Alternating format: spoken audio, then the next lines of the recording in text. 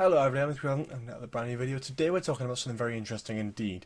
It's not really Series 11 news, but it is important Doctor Who news that I feel like everyone should sort of know about. So you saw the thumbnail, you saw the title, it's pointless blabbering on, let's get into the details. So for many years since Christopher Eccleston left the show, he's not actually detailed the full reasons behind why he left.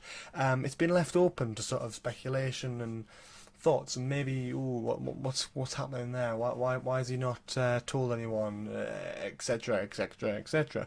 But finally, after 13 whole years since he left the show, he has actually come out and talked about why he left the show. And actually, it makes sense. So I want to get something out of the way really quickly on personal grounds. So I made a video obviously ranking the Doctors from worst to best. Obviously a little bit controversial between some people because some people can't accept opinions. But in general, I criticised Christopher Eccleston mainly on my opinions of the actor, which hinder the performance of the actor opposed to the actor himself. So Christopher Eccleston, I thought in my head was like, not really want to do any Doctor Who. He's been a bit awkward about it, and he's gone because of that, and not come back. And that sort of stale type atmosphere is something I've always carried with him as an actor in terms of Doctor Who. That's why I've always ranked him so lowly. And as much as I like his Doctor, I feel like that kind of played a part in my opinion. Either way, getting that out of the way, it's all fixing it now, because now we actually know why he left. I think actually it's kind of acceptable, although I still do think there's a little bit of around it. So let's just have a read of this beautifully lovely document. My relationship with the three immediate superiors, the showrunner, the producer and co-producer, broke down irreparably during the first block of filming, and it was never recovered. They lost trust in me, I lost faith and trust and belief in them. Some of my anger about the situation came from my own insecurity. They employed someone as the Doctor who was not a natural light comedian. Billy Piper, who was and is brilliant, was very, very nervous and very, very inexperienced. So you had that, and then you had me, very, very experienced, possibly the most experienced on it, but out of my comfort zone. When I left, I gave my word to the showrunner, Russell T Davies, that I wouldn't do anything to damage the show, but they did things to damage me. I didn't criticise anybody. So that tells a hell of a lot, so let's just go through that a bit at a time. So first of all, obviously the BBC have pushed him out a little bit in terms of, obviously, he left because he wasn't happy with what he was doing, but the BBC treated him a bit like dirt. There was another article, I believe, where it's like the BBC have done some stuff to sort of like kick Christopher Eccleston out of the limelight and out of the big picture of Doctor Who, even though he actually helped bring it back onto the air. So it's a little bit of a shame.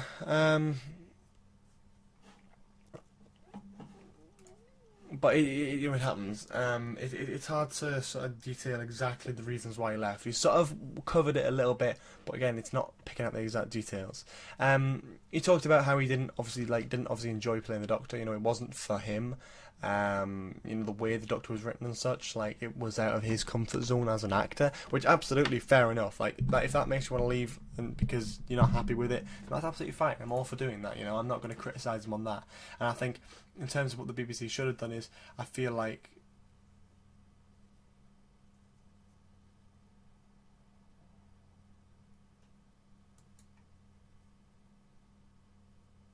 what was I saying? What was I saying now? Should we read Twitter at the same time?